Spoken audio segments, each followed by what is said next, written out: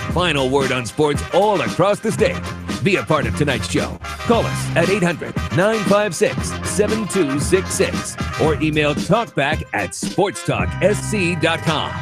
Now here are your hosts, Phil Kornbluth, Kevin McCrary, and Tom Hayes.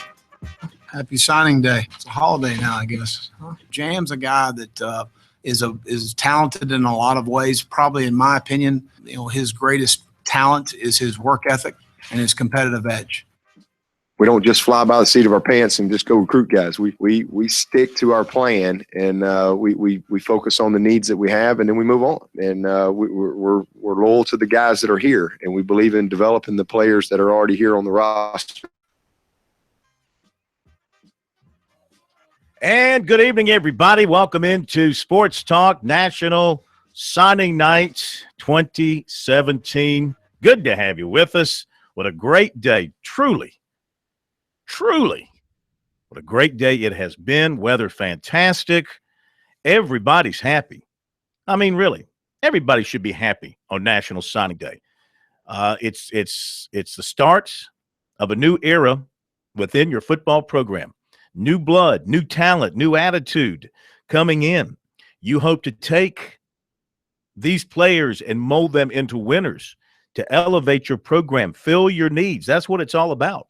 If you're a great team already, you want to continue what you've been doing. That's what it's all about. And as far as Clemson and South Carolina are concerned, I think on both ends they feel like they have accomplished that. Much more on that ahead. Welcome in to our coverage of National Signing Day 2017. Phil Kornbluth and the Professor Tom Hayes. I think K-Mac took me literally when I suggested that this be a holiday because he's the empty chair over here. In fact, he's gone the rest of the week. No, actually what you said was holly. He didn't wait for the rest of the word. He heard the first two syllables and he was gone. Holly. Holiday. He wasn't waiting for the day. No, he was gone. Yeah. Holly night, holiday. Anyway, it's been a fun day following everything. To us covering South Carolina today, there was some drama. But to hear Will Muschamp tell it, no drama in their offices. They knew exactly how today was going to play out. They knew they were getting the 5 that they were targeting for today. And they fell like dominoes. Bing, bing, bing, bing, bing, bing. Good day for South Carolina. Clemson, no drama. Just a festive attitude up at Clemson. The official opening, the ribbon-cutting ceremony for the new football operations building, which just looks gorgeous. From the video that I have seen, some might think it's over the top. Some might think it's somehow going to be detrimental to the football players and the team. We shall see. I don't know. A nap room with bunk beds, sort of, kind of, big bunk beds, a 2-lane bowling alley, fountains, basketball court, little golf course, all kinds of amenities to make the players feel very much at home. And as Dabo Swinney said, this isn't a home for them for 3-4 years. This is for all time. This is where the Tiger football players are to gather from now until the end of time or until they decide to build something else. But they tied that in today with their signing class of 14. USC signed 24. We'll go over all that for you. We'll hear from the coaches. Now, we have got some great interviews lined up. If everything falls into place, Javon Kinlaw, who signed with South Carolina at 6:30. We are hoping to have Brad Johnson at 6:45, working to get that nailed down, if not then, a little bit later. Jamas Williams is set for 7:05. Of course, he signed with South Carolina. Chase Bryce, one of the Clemson quarterbacks. He's not yet enrolled in school, so we can get our hands on him for a little bit. We'll have him at 7:20, plus comments from Muschamp and Swinney mingled in throughout the program. So we got great stuff for you. If you're just tuning in from another program, joining us, good to have you with us. Sports Talk from downtown Columbia, Main Street. We are the Sports Talk Show of Main Street, South Carolina, from the coast to the mountains, and it's good to have you with us tonight. We'll go over the signing classes for the other teams in the state as well. As far as the in-state signings, go over some other recruiting notes for you too. We'll check out those rankings because I know you want to hear where your team is, and there's a variety of rankings out there for you. So we'll share that with you too. Pro, your observations of the goings on today. I'll tell you the biggest piece of drama today was, well, I guess you'd call it an accident, but this morning, early in the morning, South Carolina was putting on its website the signees as they came in, as they actually didn't do faxing. They did it through technology. Okay. I think what's going on now, players are taking pictures of the signed letter of intent and emailing it in or texting it in, whatever. That seems to be the thing now. So anyway, as those things were coming in, they were posting the official signings on the website at Gamecocks Online, and they put up Aaron Sterling on there. And, of course, those of us monitoring it see Aaron Sterling, and we go, oh, Aaron Sterling is signed with South Carolina. But it was premature, but it was a hint. But we also saw later on where Tennessee had a graphic of him signing with Tennessee, apparently. And that's what it came down to, those two. And, of course, eventually he signed with South Carolina, and all was good from a Gamecock standpoint. Yeah, if you don't know what happened today, all the ones that South Carolina were trying to get going into the last day did sign with South Carolina. So if you're keeping up with me, I was 5 for 5 today. The only one I missed of the 6 that we were following, making their decision correctly, was Devontae Wyatt, who stuck with Georgia. Mm-hmm. I said Beal would stick with Georgia. He did. All the others I said would come to South Carolina. So that would be Brad Johnson, Jamas Williams, Jordan Carty, Javon Kinlaw, and Aaron Sterling. Those 5. So actually I was 6 for 6 today, if you throw Beal in there, because I said Beal would stick with Georgia, and missed on Wyatt. Really thought South Carolina might get him. But Muschamp was clear today. No surprise to him. As he said, there were no back slaps, no hugs, no bear hugs in their office. They weren't jumping up and down as these things became public, because he said they knew. And in fact, Jamas Williams said he called the coaches yesterday and told them. So they all knew that. Well, I'm sure Muschamp, this is not his first rodeo when it comes to recruiting. Mm-hmm. And I'm sure he wanted everything in order going into signing day. So he knew who he was getting. And if he had to go do something else in a spot, then he'd have time to go do it. Well, let's face it. There are 2 big seasons for college football fans. It's called the season on the field and the recruiting season. And for some, the passion for winning the recruiting season is just as deep as the action in the fall. From a standpoint of the fan, the importance for Clemson is the fact that they got their talent in. They know what they wanted. It's a small class, attention to detail. For South Carolina, it was important that they hold on to Jamas Williams. Here's a guy that made his declaration on national TV, and you would hate to see a guy renege on something he said on national TV, that he was coming to South Carolina. And he seems to be the type of player who has that kind of quiet swag that you need in the locker room. And it'll be interesting to see if they try to use him strictly at corner, or he begs and pulls on the coaches to maybe play a little offense as well. The other key, though, more importantly to me, if I'm a South Carolina fan, I'm looking at the linemen they brought in. Because I've always asked myself, I look at Nick Saban's teams at Alabama, and I'm not so certain that any of the championships he won at Alabama, he had the best quarterback on the field, but he had the best lines of scrimmage on the field. And that's where I think South Carolina has to make their hay. They got to get a running game going to complement Jake Bentley's talent, and they got to have some guys who can rush the passer. Absolutely. And they do feel like they improved their team speed, especially on defense. That was a goal of Muschamp's with this class, improving the team speed. Okay, we'll hit a break, catch you up on the recruiting news of the day, get into a couple of your phone calls if you want to join in. Interviews coming up, comments from the coaches too. Back in a moment.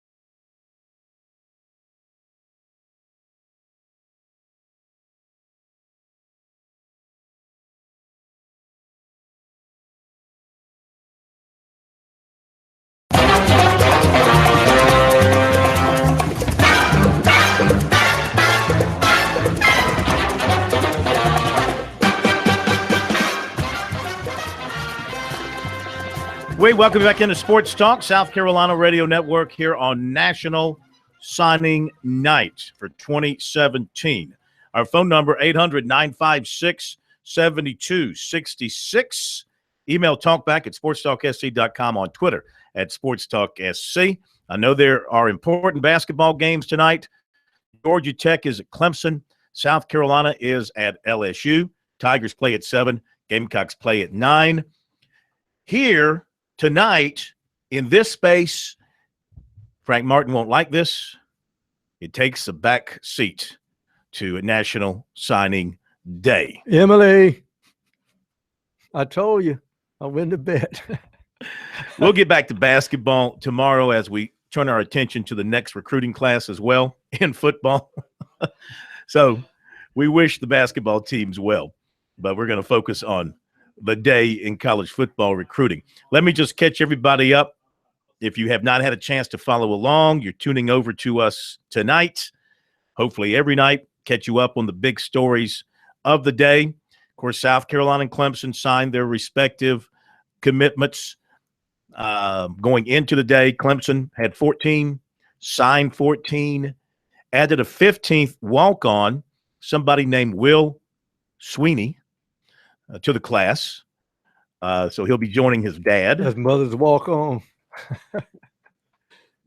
Well, I'm not going to say that now. I think he can play football. Okay. I think he can do. He's going to start out as a holder, I think is what Dabo said, and work his way up from there. Okay. So one thing about Swinney, he does take care of family members, his and those of his staff, and a lot of sons of current and past Clemson football coaches and players part of that program. Remember the story that Al McGuire said about his team? When Allie McGuire played, Allie McGuire started at point guard, and one of the guys came up to Al McGuire and said, "Why is he starting? I'm just as good as he is." There's your problem. You're just as good as he is.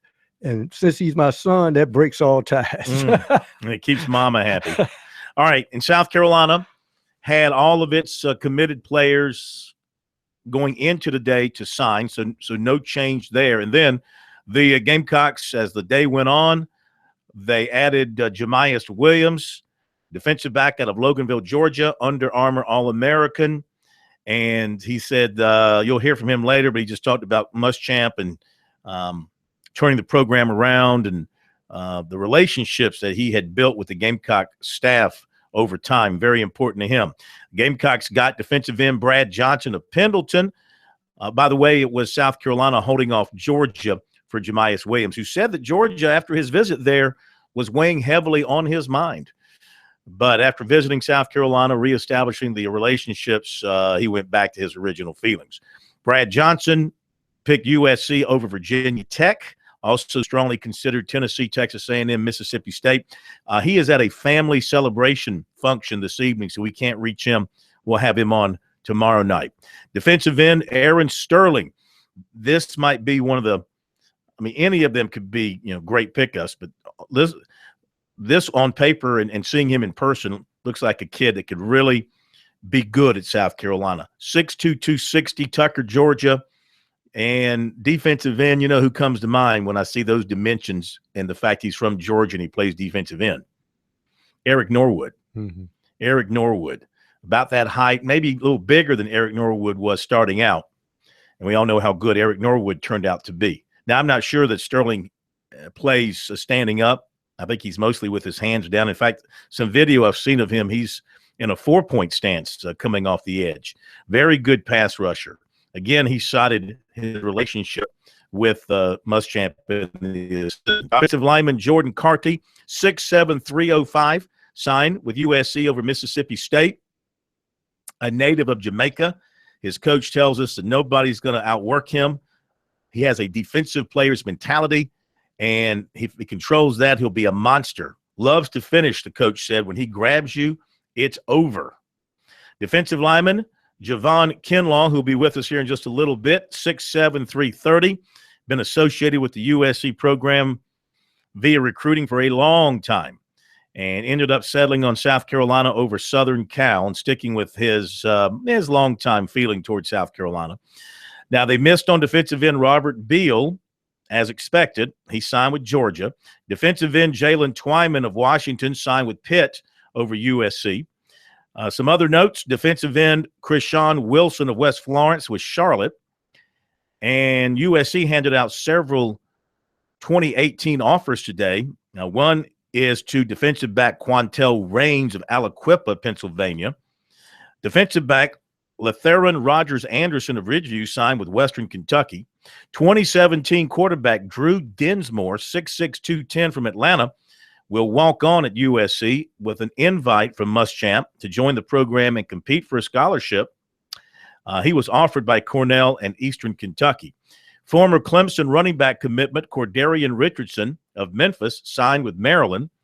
Athlete Tansy Richardson of South Aiken signed with Kansas State. Defensive back Denaji Huzendove of Allendale Fairfax signed with Highlands Junior College out in Kansas. So there you go with that. We'll pass along signees from other schools around the state, especially the in-state players who sign with those schools. We'll hit those up as we move through the show. Let's go to Stephen in Charleston here on Sports Talk tonight. Hi, Stephen. Hey, guys. It's been a while since I called in. I haven't called in since my boys won the national championship. So yeah, good to always say that, of course. But there's my question for you tonight. So I know you're obviously big on the recruiting trail. Other than the obvious, which I think is probably Hunter Johnson, who do you think out of Clemson's class has the biggest chance to make an impact? I was kind of looking at a couple guys. I thought Jordan Williams looked really good, but of course their defensive line depth is so good, it's going to be tough for him to crack it right away. But I was going to say either him or T. Higgins. I seem to like the tapes a little bit. I watched a lot of it on YouTube and stuff. So, but I just wanted to see what you thought, who you thought would be the biggest one now outside of Hunter Johnson. So. All right, thank you very much. Yeah, Hunter Johnson, and I'm looking forward to talking to Chase Bryce to get his take on the quarterback situation at Clemson and what their plans are for him. But, T. Higgins, Amari Rogers, either one of those guys could find some playing time. Who knows, at running back, Travis Etienne Jr. Might work his way into the mix depending on just how good he looks early on. I would think the offensive linemen, with what Clemson has, and they signed 3, I would think they would try and redshirt them. There's a chance Justin Foster, he's a very good linebacker. I would think maybe he might have a chance, though even though they lose Bolware, they still have a bevy of linebackers coming back. You mentioned Jordan Williams, but they're so deep. Logan Rudolph, Jordan Williams at defensive end, they're deep. They're not sure if they need to rush either one of those.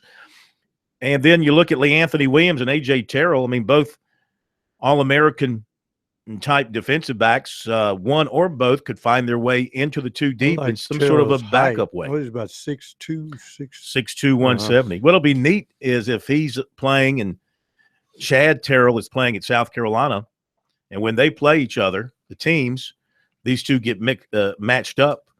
One at receiver, one at defensive back. It'll be Terrell on Terrell. There you go. Yeah. And we'll see which Terrell is the better Terrell, if that happens. All right, thanks for your phone call. We appreciate it very much. Now, coming up after the break, we'll hear from Javon Kinlaw, get his thoughts on finally signing the paper and being official with South Carolina. It's been a long ride for him. He originally was recruited by the Steve Spurrier staff and committed to the Gamecocks, had to go to junior college, stayed committed to the Gamecocks, decommitted because he wanted to take some official visits, dealt with Alabama, dealt with Southern Cal. But in the end, he wanted to stay closer to home. He sees an opportunity to play early at South Carolina, a team that needs some bulk on the defensive line. And he will bring that at the very least because right now he's 6'7", 330. I don't think they want him playing at 330. I think they'd like to see him lose a little bit of weight. But he can certainly give them some size, some wingspan, and some, shall we say, some leverage there on the defensive line because I think he's bottom heavy there, if you know what I mean. So we'll chat with him, get his thoughts on things when we come back from the break.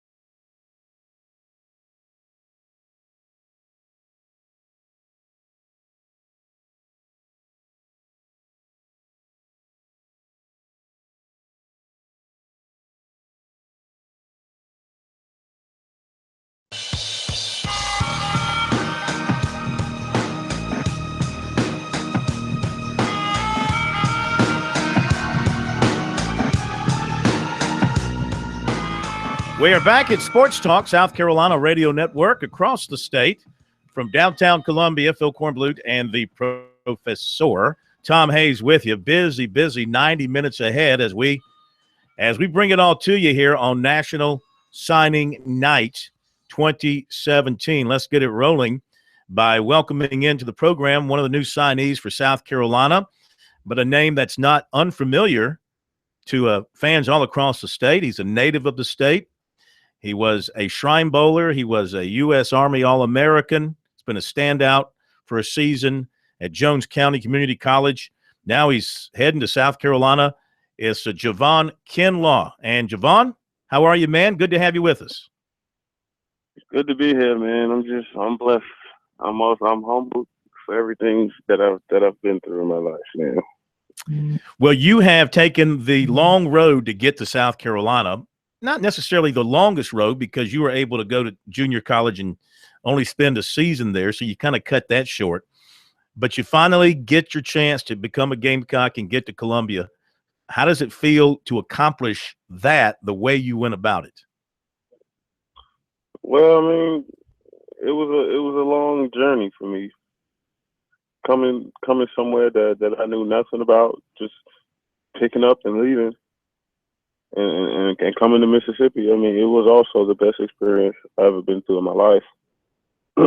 So I mean, the journey was great. I mean, it's kind of overwhelming that I'm actually gonna have a chance to play in Columbia.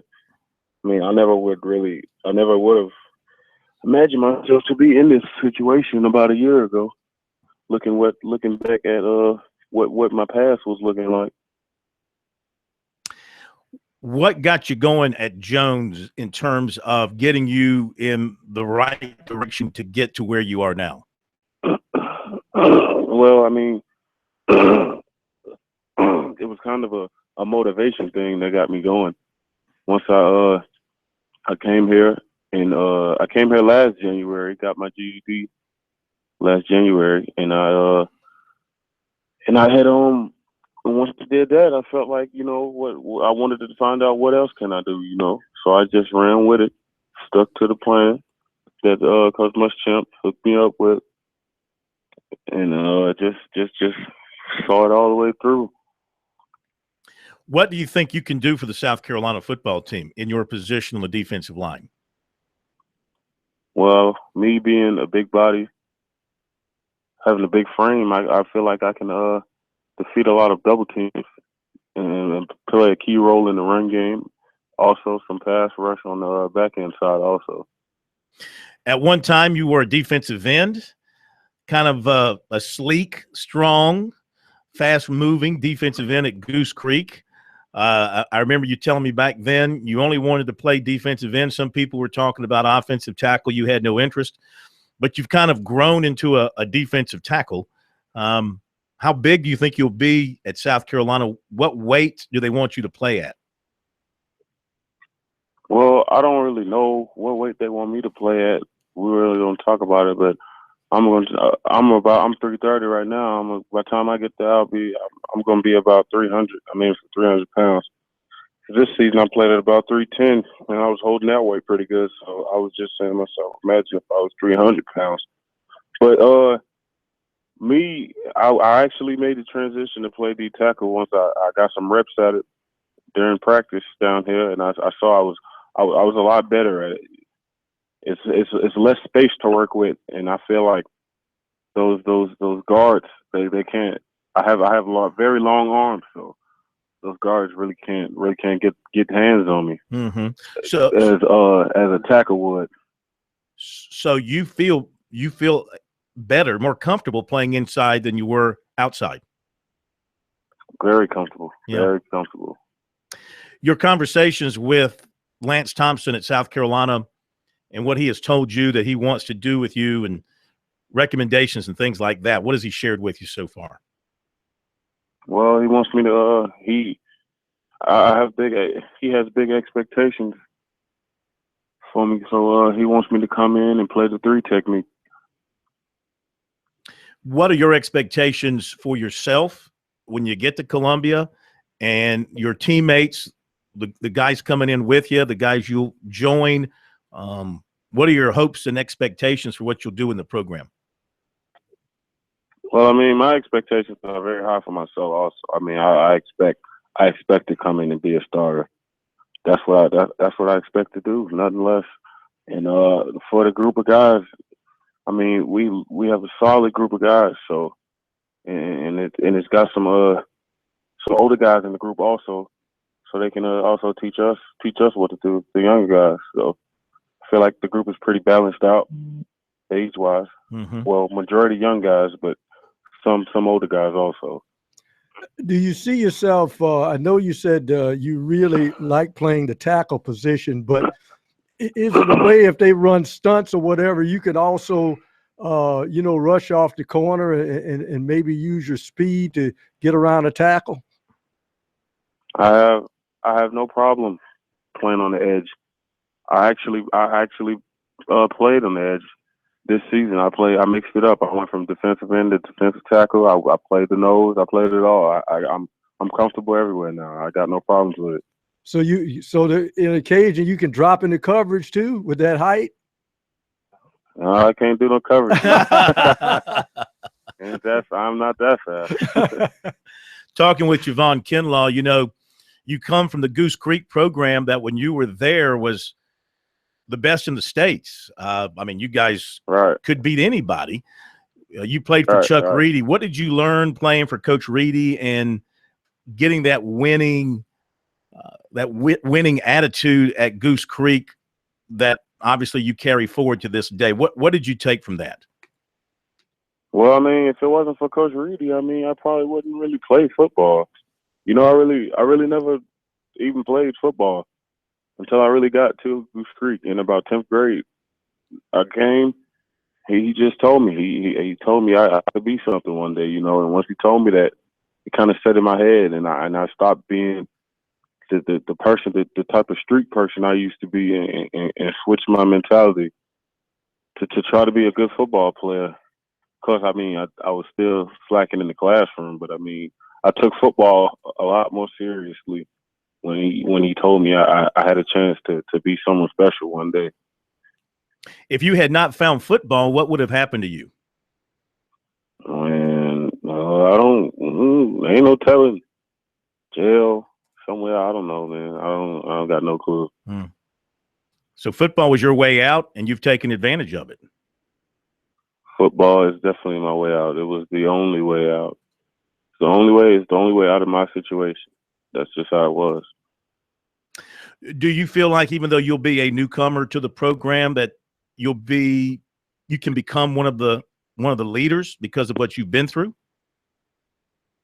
I feel as though I can, because me coming in, I'm a JUCO guy, so I have some experience at a higher level in high school. So I feel as though I can come in and provide a spark for some guys, And things are good for you academically. You'll be getting out in what, May?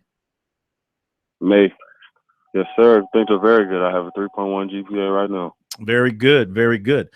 Well, Javon, congratulations, man. I know it's been a long, tough road for you, but it's paid off. And I know the Gamecock fans are excited to have you in the program, and they look forward to seeing what you can do in a Gamecock uniform. And we look forward to covering your career in Columbia. Yes, sir. I appreciate it. Thank you. Thank you so much.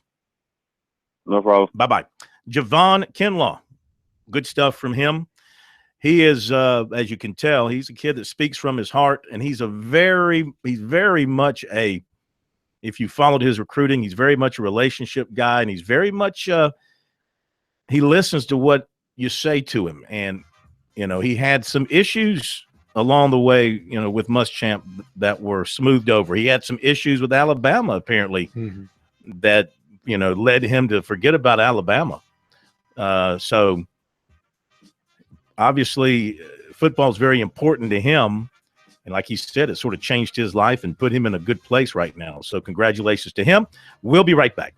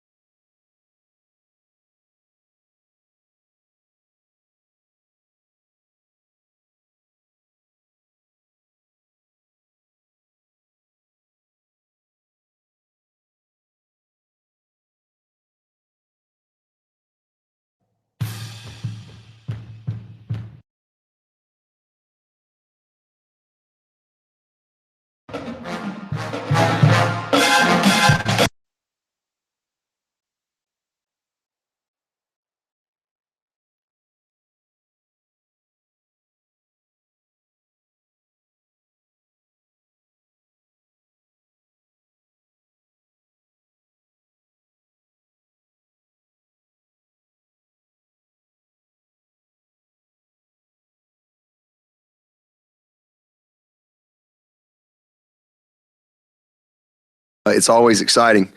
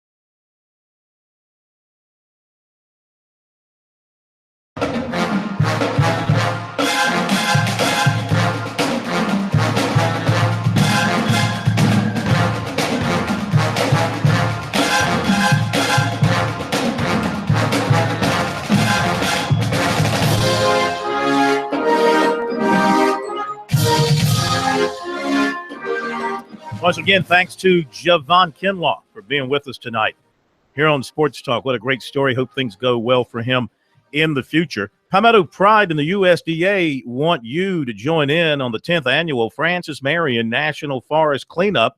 Volunteers are needed on Saturday in Berkeley and Charleston counties to help celebrate the 10th anniversary of one of their most popular litter cleanups.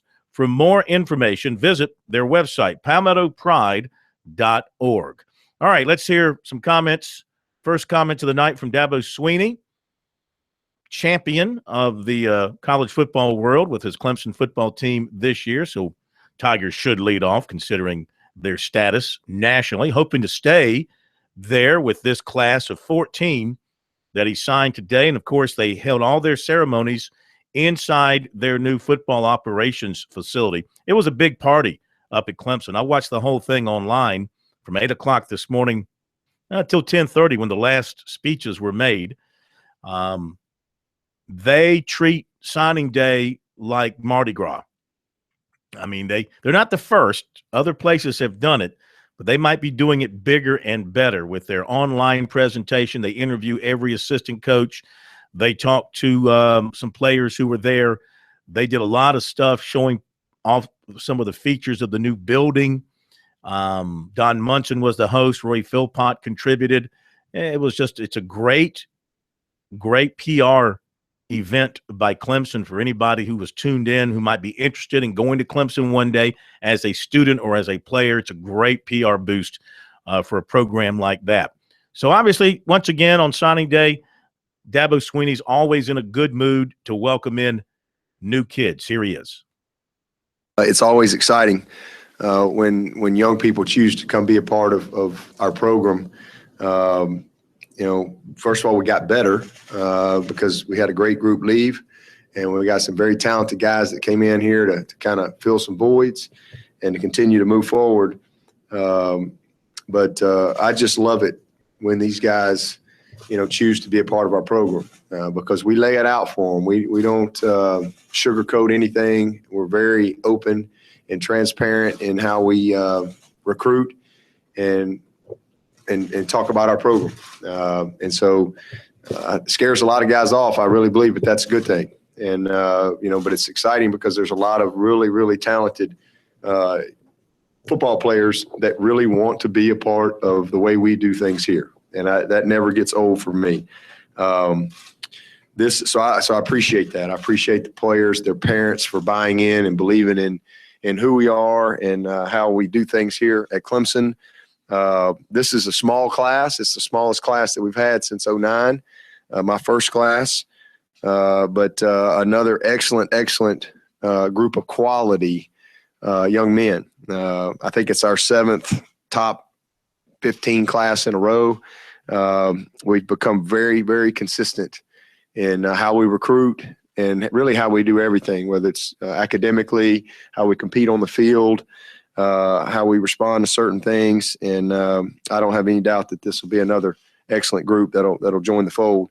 The thing for me is, as I'm always evaluating our program and our personnel, this is the 3rd year in a row that the winningest senior class in school history has left the building, 3 years in a row. So we've had a lot of really talented. It's just kind of the next group's got that challenge. They just kind of one up them. And so we've had a lot of really good players that have walked out the door. And, so it's critical that we bring in the right folks in the front door when you got the other group leaving. And that's what we've done. We've got a very specific way that we recruit, and we don't really compromise.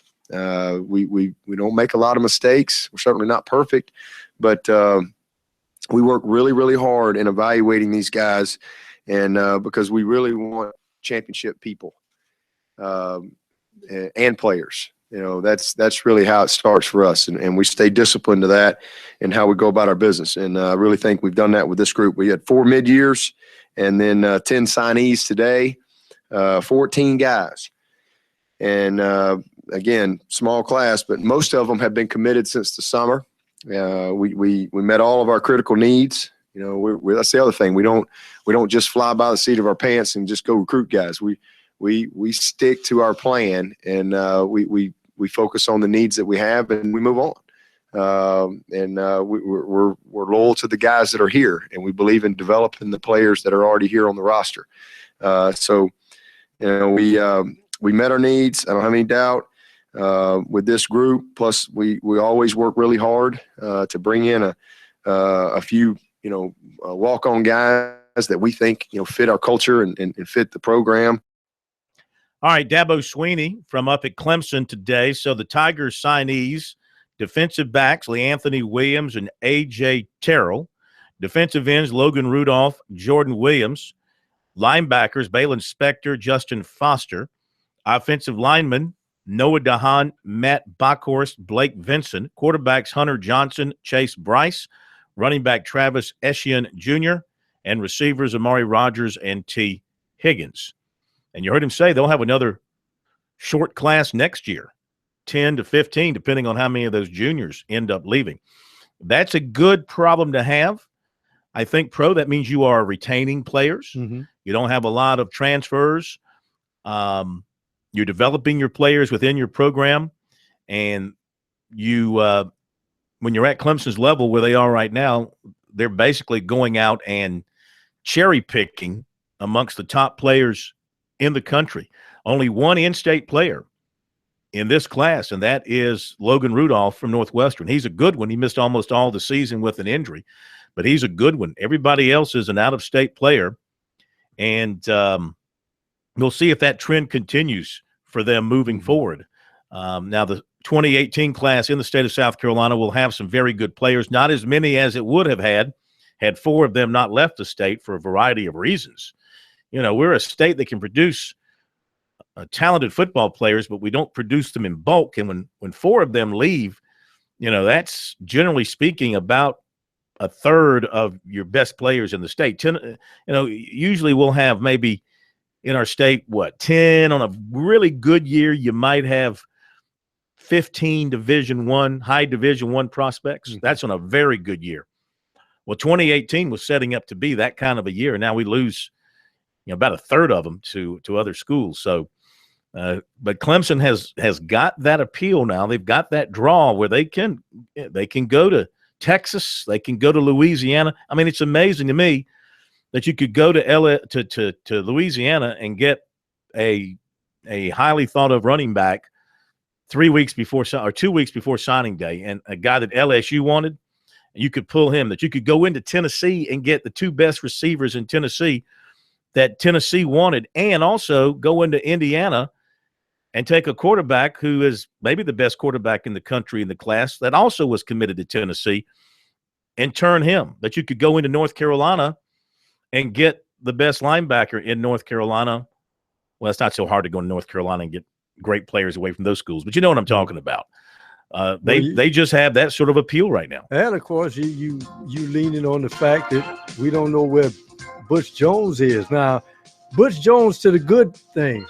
Finally beat Florida, but after they beat Florida, stock down. Mm-hmm. So you still don't know. So some guys in Tennessee, hey, we'll wear orange, but it'll be the one down there, in the Pickens County in South Carolina. Well, it says something when you can go into Knoxville, and then you can go 20 miles west of Knoxville and get two of the best players. And actually, they would have had a third if Cordarian Richardson had not departed. By the way, he signed with Maryland, as I mentioned earlier.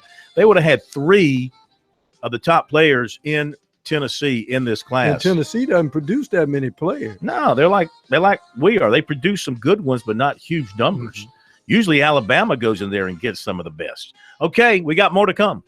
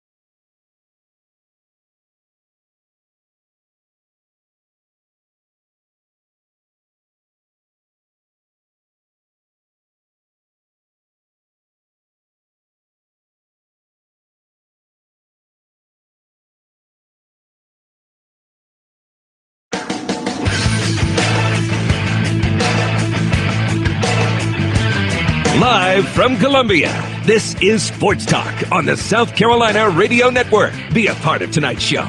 Call us at 800-956-7266 or email talkback@sportstalksc.com. Now, here are your hosts for Sports Talk, Phil Kornbluth, Kevin McCrary, and Tom Hayes. We continue with our coverage around the state of South Carolina on this signing night, National Signing Night 2017. Good to have you with us here on Sports Talk. We continue talking to some of the newsmakers today and making the biggest news in the state. Jamas Williams, the cornerback out of Loganville, Georgia, Grayson High School, All-American cornerback, South Carolina commitments. Looked hard at Georgia for a while, but ended up signing with South Carolina today. He probably brought the most drama to the day to South Carolina. He joins us now here on Sports Talk. And Jamas, how are you? Congratulations, and thanks for joining us. How you doing?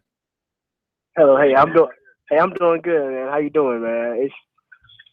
It's been a huge day, man. I'm blessed to be a part of this one of these great exciting days for South Carolina. Yeah, tell us about your day.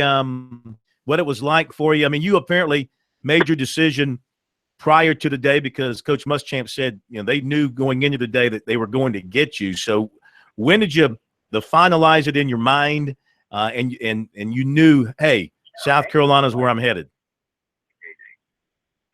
Well, I found out that about 2 days ago, man. It was 2 days ago. Me and my dad sat down to talk, man. It was a really tough decision. What made it tough for you? Man, just a decision. Because I'm a hometown kid. I'm from Athens, and I grew up in Athens. So, it was kind of tough leaving my hometown. Mm-hmm.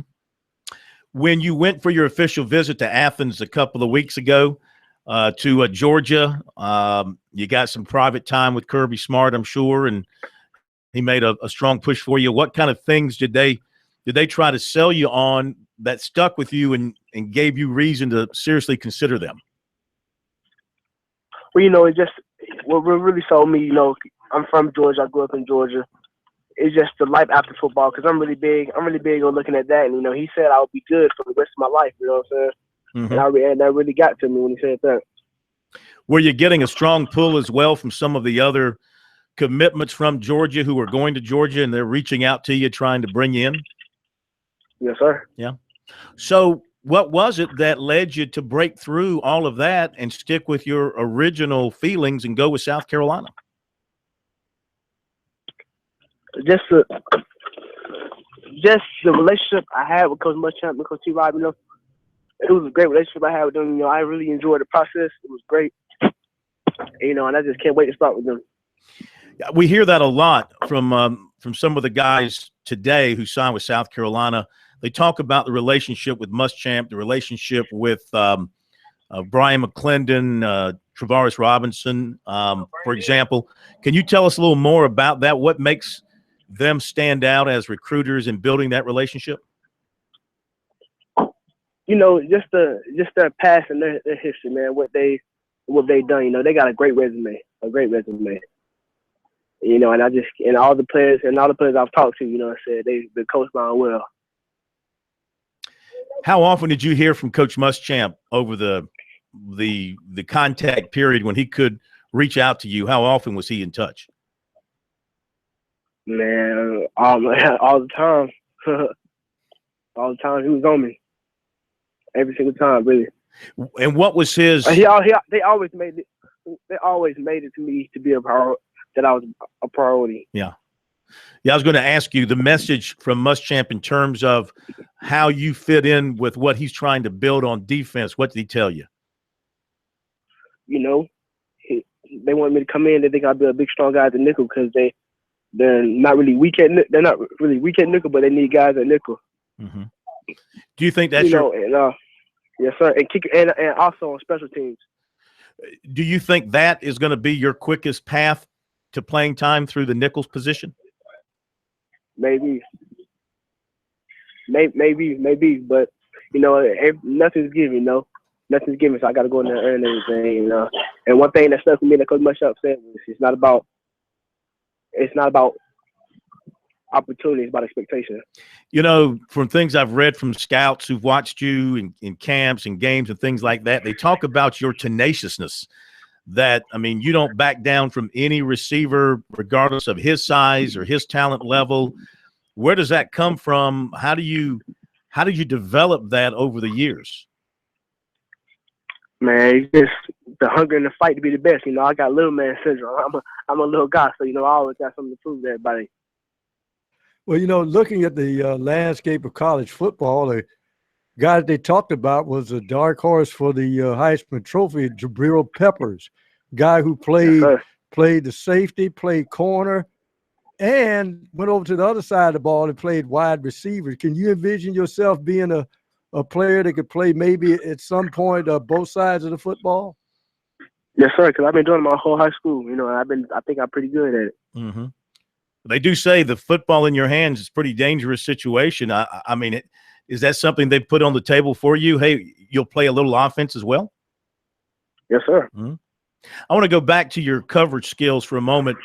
When you're facing a taller defender, you know, what do you try to do to take him out of his comfort zone, and especially guys that, you know, they high point the ball, can go up and get it? What do you do in that situation?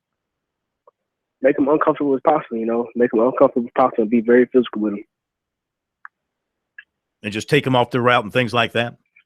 Yes, sir. Are you very talkative on the field? I can get a little talkative, yeah. Yes, sir. Yeah.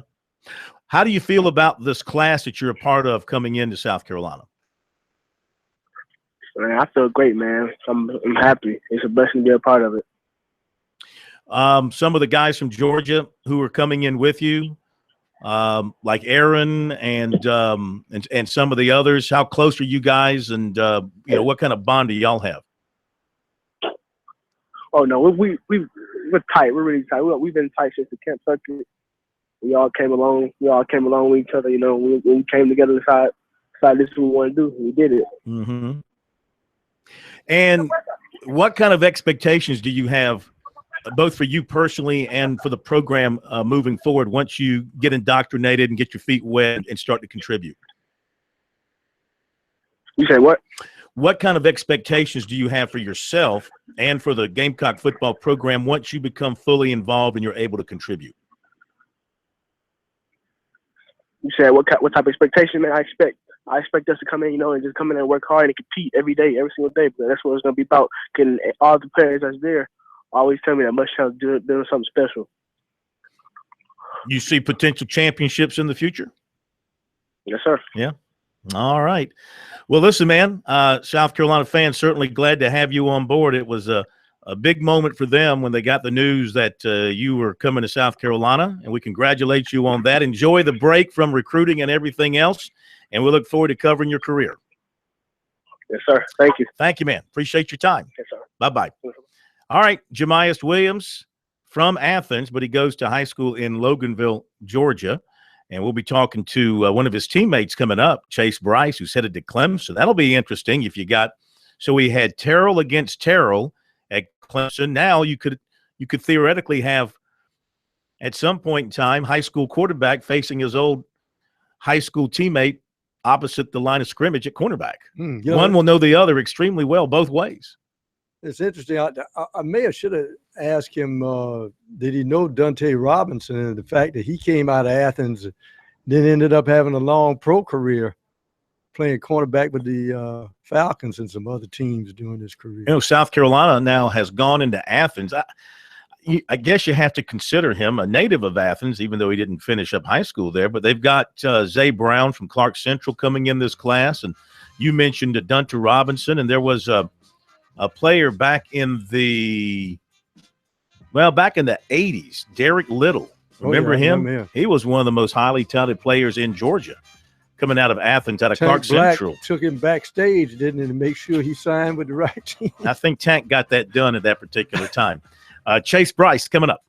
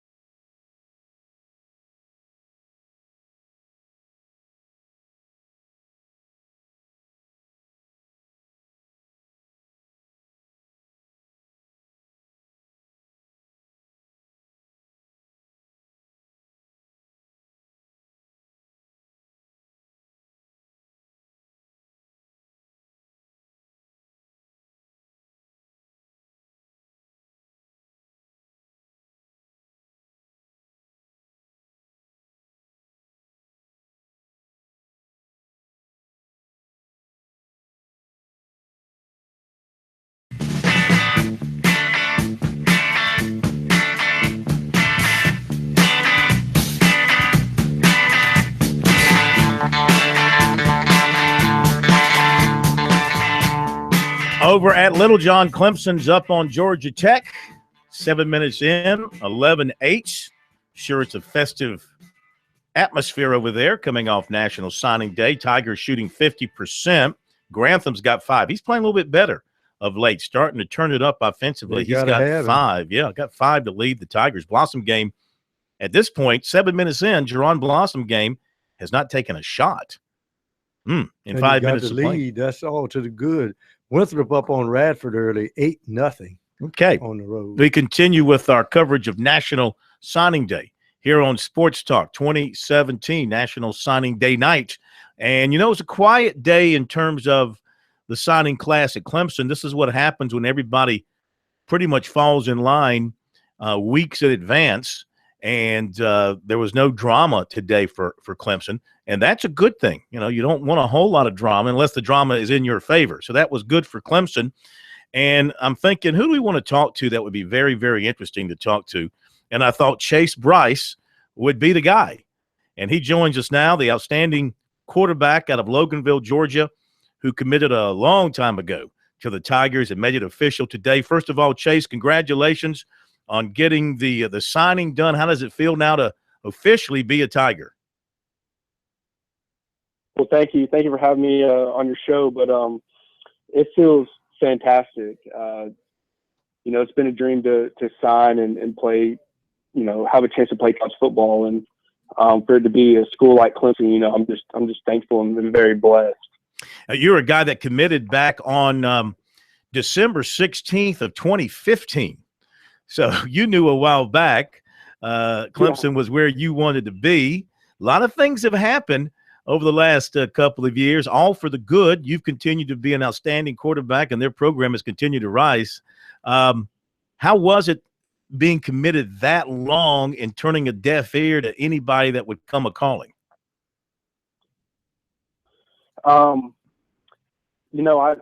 Early, junior year, I knew when a quarterback commits, it kind of has to be, you can't just wait until the signing day because, all the spots are going to be filled up most likely. So I knew after my junior season that, if nobody else really came knocking, that I'd have to make a choice. And, Clemson just came after me hard early on. They were consistent. They really wanted me, and that was a big part of why I chose them. And I automatically just fell in love with the coaching staff and the place. But yeah, I did commit early. I wouldn't say it was easy to stay committed because for so long, things start entering your head, and other guys commit younger than you, and they're still out there trying to get the best guy. So it was definitely challenging, but I knew that Clemson was the right fit for me. What was the appeal when you say right fit? When you looked at everything socially, academically, football, what was the great appeal to you? Mainly, I looked at it as if I wasn't playing football and I was a normal student. Would I enjoy playing? Would I enjoy going to school here? And that was a big factor. And also just the people, what kind of people do I want to be around every single day? And the people in Clemson are just like me, and the people I grew up with here in Georgia and Grayson. And, that was huge. Yeah. I was watching the stream today. I'm sure you were too, unless you were in class. And I saw your parents coming down the makeshift hill there inside the building and to carry your name and put it up on the board. Did you see that? Oh yeah, that was my uncle. That was your uncle. Okay. He was yes sir. He was my coach, my head coach at Grayson, and then he obviously got a job there before my going into spring practice for senior year, and so he just got promoted also to defensive backs. Yeah. Coach. So yeah. Coach Mickey Kahn. Sure. Okay. I had my sound turned down, so I was thinking it was your parents. I was going to, now, was that your mom? Did I see your mom or no? No, that's his wife. It's my mom's brother. So Coach Khan is my mom's brother. Okay. And that was his wife, Haley. That shoots down my next question. Then I was going to ask you what they said about going down that hill. So I'm not even going to bring it up because it's not relative now. Now, let me ask you this. You obviously are a terrific quarterback, all kinds of great passing marks, an intense competitor. You're going to come to Clemson this summer. They're going to have Zarek Cooper. They're going to have Hunter Johnson in there, who's already in school and who will have the benefit of being in school this semester. What is laid out for you in terms of the chance to compete? I mean, the job is pretty much wide open. You've got Kelly Bryant there as well, who will be the number one guy going into camp in the spring. But I mean, it's a wide open situation with Deshaun Watson going. What have they told you about getting your shot once you get there and what to prepare for? They just told me that obviously everybody knows Deshaun's leaving and he left a great mark playing quarterback there, but they just said to me it's wide open. All of us are gonna get an opportunity and get a shot at it. I'm a confident player. I played highest classification here in Georgia. We won the state championship, played IMG, Rockwell, all the top teams in Georgia, and obviously, we played Florida. I'm a team in Florida, Deerfield Beach, McEachern here, which is a powerhouse. So, I feel good. I feel good about my ability to play at Clemson. Early, left guard, back up, red shirt, either way. I'm just going to go in there and do what they say. Compete, work my butt off, and enjoy it as well. So, they were honest with me up front. With challenge, and I know it will be a battle, but that's what I'm looking forward to. Let me ask you this too. On top of all that, in 2018, you've got Trevor Lawrence joining the group.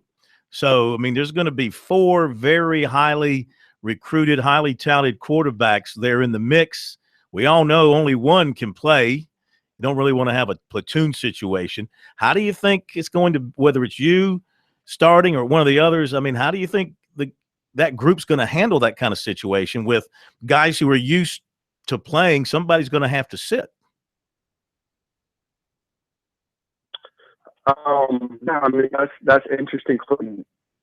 That's all probably, that's gone through my brain. Maybe Trevor, maybe Hunter's and Zarek's, but or Kelly. But I think we're pretty mature young adults, and we'll be, whoever's playing. I think it's only right for you to root them on, and I'm doing that. You're not being a player, and you don't want what's best for all team or the university. So I think when that time comes, we'll handle it maturely and respectful about it.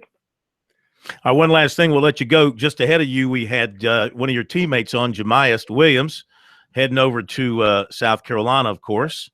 Your thoughts on him as a DB? Did you try to stay away from him in practice? Yeah, see, my junior year and sophomore year, he was over at Archer, and we got to play him. It was a rival school, and leading up to those games, I'm always check to see where number one was. Didn't really want to throw to him much. He's such a dynamic player. He makes hard plays look easy and easy plays look easy. He's a just athlete. He's got great ball skills, unbelievable speed. And then he came over to Griffin, and I got to practice against him and D'Angelo Gibbs also. It just made me a better quarterback. It made me speed up my footwork, my timing. I opened my eyes at some things I need to work on. He would tell me things that would cue him. I'm about to throw it, and he would help me out. But yeah, South Carolina, they're getting a great football player. Chase, I've got to jump in, man. Thank you very much. We'll be right back.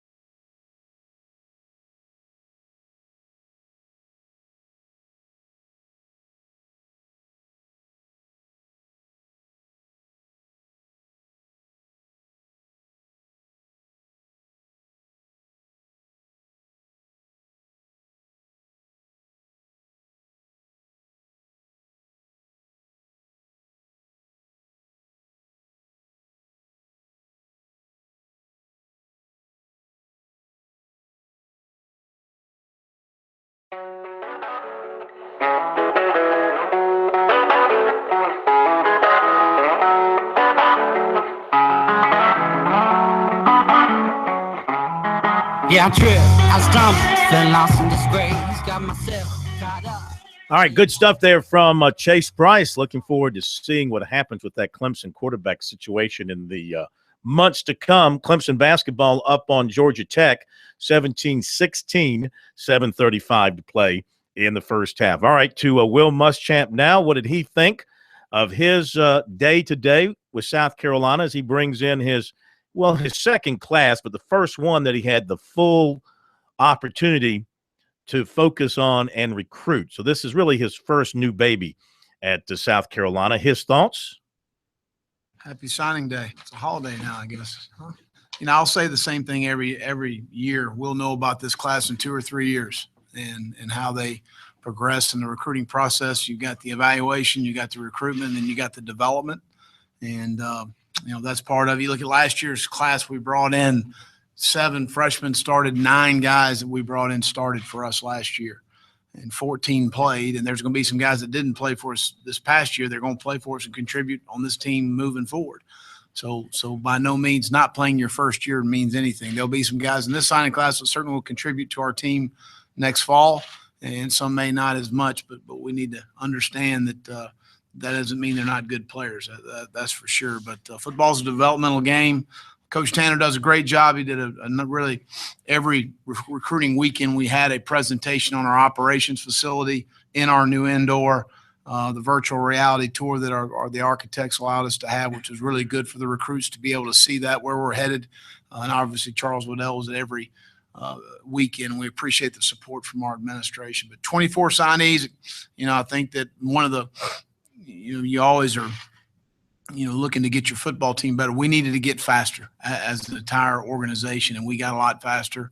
And you look at some of the guys we signed on both sides of the ball, we got longer and more athletic on the offensive line. We signed 3 receivers that I'm really excited about, and I felt like on all 3 levels helped ourselves defensively. So I'll open it up for any questions.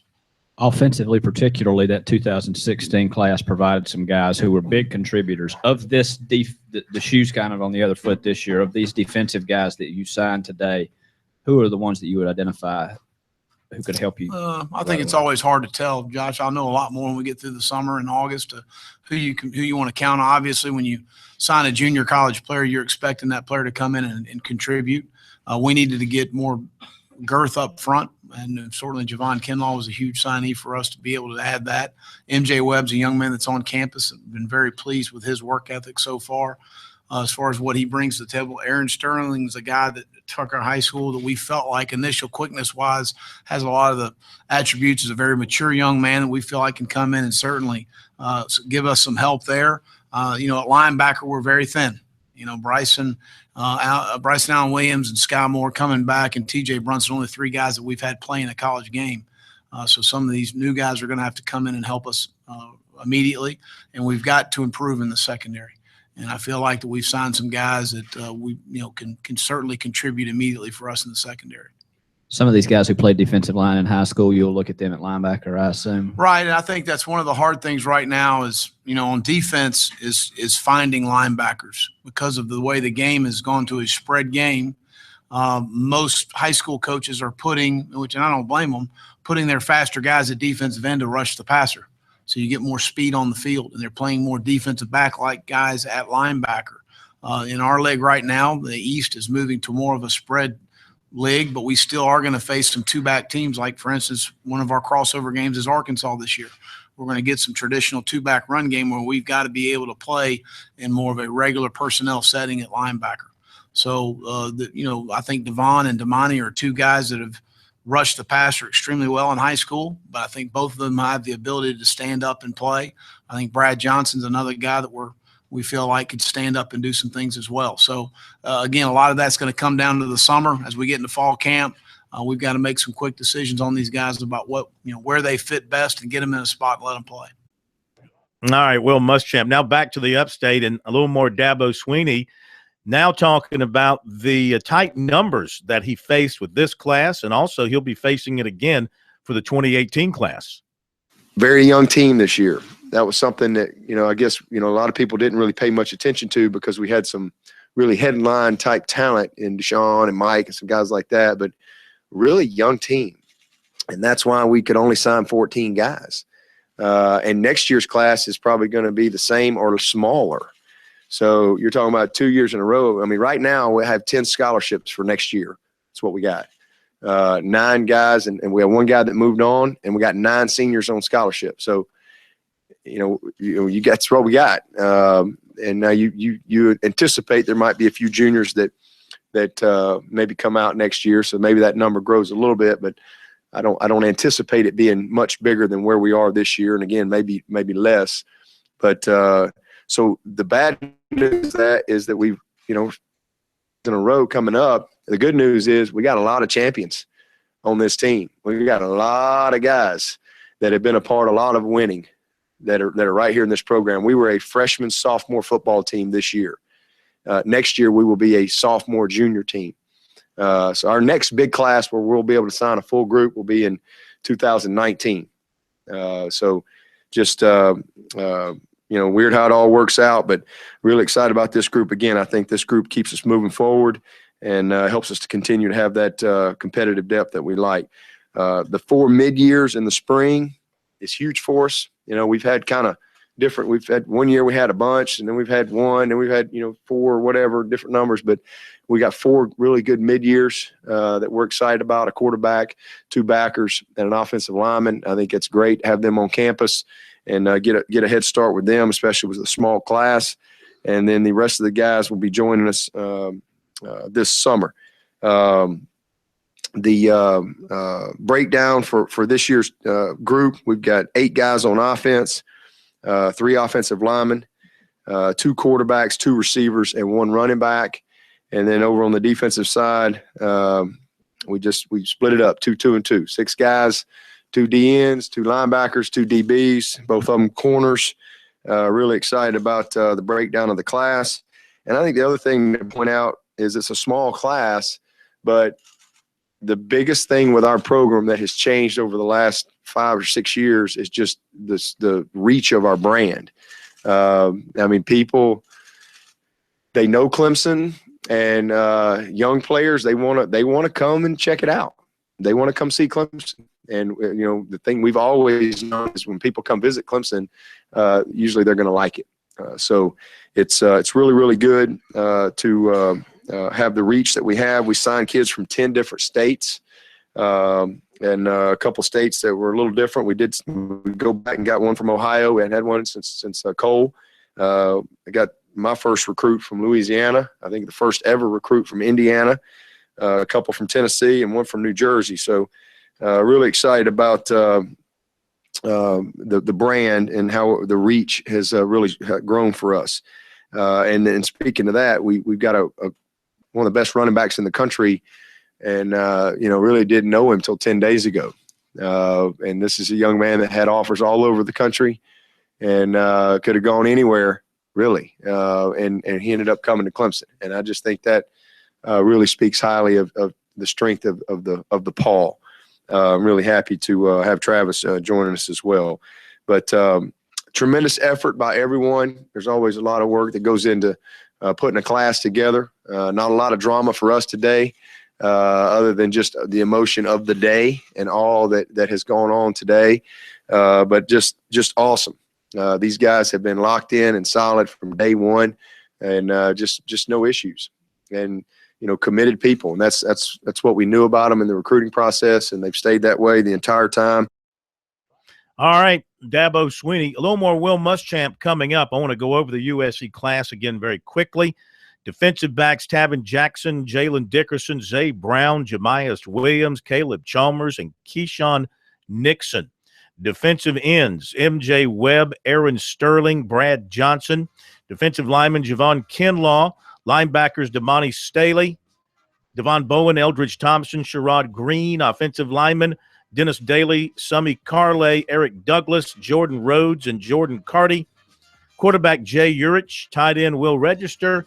And receivers: Shai Smith or Trey Smith, Chad Terrell. That's your Gamecock class. Back in a moment.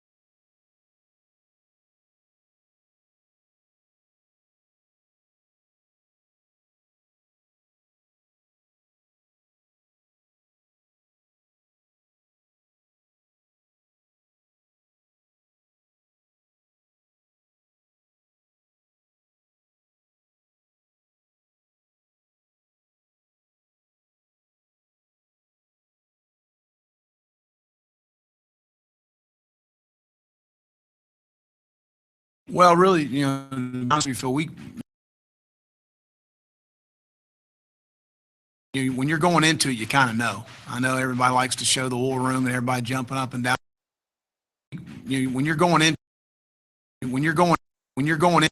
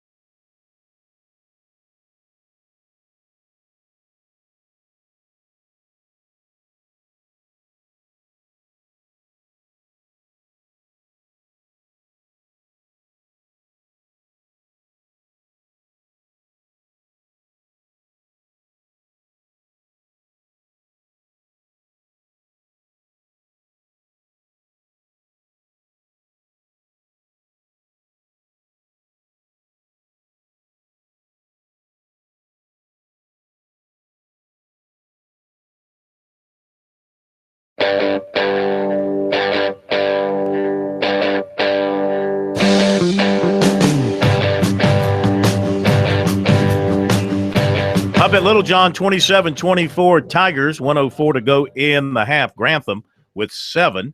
Now, a little more from Will Muschamp.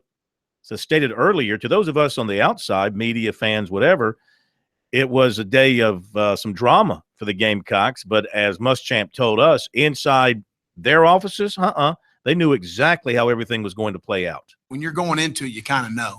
I know everybody likes to show the war room and everybody jumping up and down and hugging each other. For the most part, you usually know. Very seldom have we gone into a signing day not knowing what a young man was going to do. Of course, you never know till you get that picture of the NLI and the financial aid agreement and the conference agreement. But, those are things to me that you kind of have an idea going in. This was a pretty uneventful signing day, which for us, we needed that. We felt very comfortable where we were going into signing day. Coach, just talk about this is your first really full year to be able to recruit. Last year, you kind of did everything kind of last second, trying to scramble to put a class together. What was the difference like for you this time around, and how much does that help building recruiting class, just not for this season, but moving forward as well? No doubt. Well, I think as much as anything, you're able to form relationships. It's all about relationships in recruiting and people understanding you and what you're about and moving forward. They've seen a product on the field now. They have an idea of what we want to be in 3 phases, and they have an idea about what we're going to do academically here. They have an idea of what we expect socially here as far as our program is concerned. So I think people, when it's a little bit more tangible for them to be able to see those things, I think it's exciting. But the relationships part of it, I think there's a lot less uncertainties with the 24 guys we signed today. We know a lot about these guys, and there's, quite frankly, in a transition year, there's some uncertainties about background. There's uncertainty about commitment level to football and those sort of things. So those are all things that we feel much more comfortable about. I think of the 24 guys, 22 of them were in our camps this summer, and that's huge to be able to coach them exactly the way we're going to coach them when they get here in the fall, so they understand what's going to be expected of them. They understand how they're going to be coached on the field and developed. Well, one of the first things you said when you were hired is you have to win the state. And to get 11 recruits from the state of South Carolina, can you just talk about the relationships you've been able to build within the state and how that basically made up a lot of this class? Well, I think that this state's got really good players and really good coaching. And, these are all guys, every one of these guys we had in camp.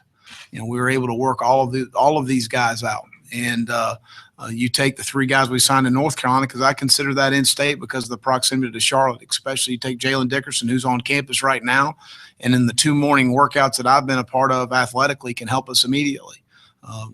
Eric Douglas is a guy we had in camp from Millard Creek, and then Sherrod Green from Rocky Mount. All 3 of those guys were in our camps this summer. But the 11 guys we signed from in-state, we worked them out. We felt very comfortable about where they are. There's a couple, you would say, position-wise with a couple guys. But, again, Devon Bowen's a 10, 600 meter at 230 pounds. Damani Staley's led the state in the last 2 years in sacks. Brad Johnson's set himself apart as a 2-way player at Pendleton High School. So all 3 of those guys we're extremely excited about, to be able to do some different things. You look at Ortre Smith, again, is on campus here from Wando High School. That we're really excited about. Shy Smith we had in camp as a slot receiver and a returner, can give you a lot of different things as far as those things, contributions concerned. Summy Carlay's a guy, offensive lineman from Lawrence, that, again, on campus, great work ethic and a guy that we're excited about. So all the way down the line, these are all guys we're very familiar with. We had them in camp. We've worked them out. We've built a great relationship with, and we're excited about them being here. But they're not anybody that we're falling back on. These are guys we offered early in the process that we knew were important for us moving forward with our program. Will, over the last month of this process, was Clemson winning the national championship ever something that was a hindrance to you or something that impacted this in any way? No. 2 questions. Will you use the remaining scholarship you have available? And can you talk about Jamas Williams and how you view him as a cover cornerback, considering his size and how he overcomes that in dealing with taller receivers? We do have an initial left in this year's class, but that's something that you're always recruiting, and there's always good players out there, whether you sign them on signing day or 3 months after. So you're constantly looking to improve your roster. Jam's a guy that is talented in a lot of ways. Probably, in my opinion, his greatest talent is his work ethic and his competitive edge. And that's the 2 things that really jump out at you when you see him compete and you see him go after it. Height, to me, is not an issue at all. The guy's close to a 40-inch vertical leap. He's got great ball skills and judgment down the field to finish on plays. So I coached a guy named Gerard Powers at Auburn. It was a very similar player that's still playing in the National Football League. I think he's in his 10th or 11th year. So, but he had a great competitive edge. He had a great work ethic. He was excited about the opportunity and the challenge to come in here and contribute, and we expect him to do that at corner, at nickel as a returner. And, the guy's really special with the ball in his hands. So we feel like he can contribute in a lot of ways for us. All right, there you go. I want to try and get to some of the in-state signees to our in-state schools here in our last couple of minutes, and we can continue with this tomorrow. At South Carolina State, running back Tyshawn Baines from Lake City, running back Ja'Cory Benson from Seneca, defensive end Andre Brown from Scotts Branch, defensive back Mikael Coleman of Boiling Springs, running back Omar Cummings of Beaufort, defensive back Jalen Evans from Hartsville, defensive back Tim Ewing of Greenwood, offensive lineman Tyson Gray from Keenan, running back Farika Greer of Lancaster, defensive lineman Shaheem Haltewanger from White Knoll, fullback DePrince Haynes of Spring Valley, defensive end Xavier Johnson of Lakeview, defensive back Saphir Kelly from Irmo, offensive lineman Khalil Moore from Sumter, receiver Jonathan Muhammad of South Point, defensive back Dwayne Nichols of Lakeview, quarterback Tyrese Nick of Strom Thurmond, tight end Marcus Reed of C.E. Murray, defensive back Corey Riley of A.C. Flora, defensive back Chris Simmons of Orangeburg Wilkinson, receiver Rodriguez Thomas from Fork Union and West Side, and athlete Will Vereen of Myrtle Beach. A signing day entirely made up of South Carolinians there at South Carolina State. Take a look at Furman, see what the Paladins have in state. Place kicker punter Grayson Atkins from Boiling Springs, receiver Cam Burnett of Somerville, and also from the States at Furman, you've got Devonta Porter from Latta, Shrine Bowler, home of champions. That's what you got at Furman. Coastal Carolina, take a look at their class in-state signees. Ryan Culbertson, long snapper from Greenwood. Chris Evans, linebacker from Boiling Springs. From Ridgeview, receiver Trey High. From Carolina Forest, offensive lineman Antoine Loper. And from Brooklyn KC, defensive tackle Tay Pringle. That's a big pickup, big guy. And from Chapin, offensive lineman Will Webster. All right, let's take a look at Charleston Southern. In-state signees would be from Sumter, offensive lineman Davion McDaniel. From Bamberg Earhart, running back Jamari Dunbar. From Westwood, offensive lineman Ryan Hiller. From Blythewood, defensive back Saquon Jenkins. From Dillon, offensive lineman J.T. Melton. From Chapin, tight end Cale Rame. From Orangeburg Wilkinson, offensive lineman DeAndre Thompson. Okay, we did Furman. Let's go to Newberry signed 44 players, almost all of them in-state. Running back Johnny Allen of Dillon, offensive lineman Tristan Brown of Gilbert, receiver Rashad Bryant from Johnston, I guess that's Strom Thurmond, defensive lineman Jordan Campbell from Abbeville, offensive lineman Nick Comfort from, I think he's from Irmo. I've only got the hometowns here. Running back Catrez Cook from Gilbert, defensive lineman Joshua Kuzer from Dillon, linebacker Malik Davis from Sumter, athlete Devontae Dobson, Hardyville, Ridgeville, fullback Sam Dowd from Charleston, offensive lineman Cameron Dunn from North Augusta, defensive lineman Josh Edwards from from Sumter, offensive lineman Tyler Inslee from Blythewood. Like I said, Newberry signed a bunch. Limestone signed a bunch. We'll go over some more of the in-state signees tomorrow night. We'll have a little after signing day follow-up here on Sports Talk tomorrow night and more.